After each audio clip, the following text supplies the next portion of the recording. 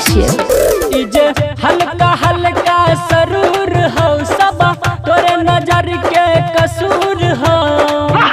क्या दर्द है तेरी आवाज में छोरे। इजे हल्का हल्का सरूर हो सब तोरे नजर के कसूर हो। हमारा शराबी बना दे लगे, हमारा शराबी बना दे, प्यार वाला बीमारी लगा दे। हल्का हल्का सरूर हो सब तोरे नजर के कसूर हो। इजे हल्का हल्का सरूर हो सब तोरे नजर के कसूर हो। हमारा शराबी बना दे लगे, हमारा शराबी बना दे, प्यार वाला बीमारी लगा दे। Recording by SR studio Ludhiana.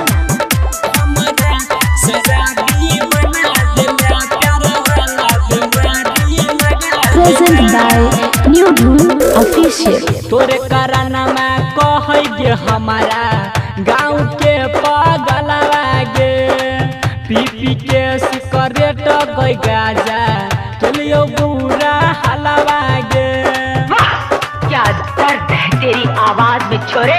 तोरे कराना में कह गे हमारा गाँव के पगलवा गे, पी पी के सिकरेट गई गाजा चलियो बुरा हलवा गे। लागे तोरा ही है अब मंजूर हो सब तोरे नजर के कसूर हो। हमारा शराबी बना दे लगे, हमारा शराबी बना दे, प्यार वाला बीमारी लगा दे। Present by new Dhun official.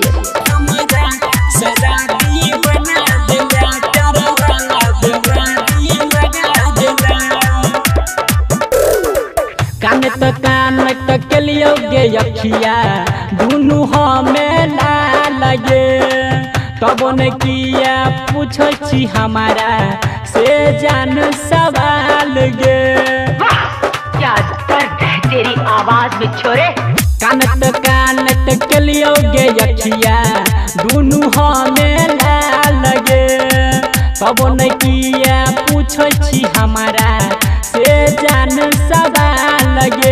हे गई रमन जी तोर दूर हो सब तोरे नजर के कसूर हो।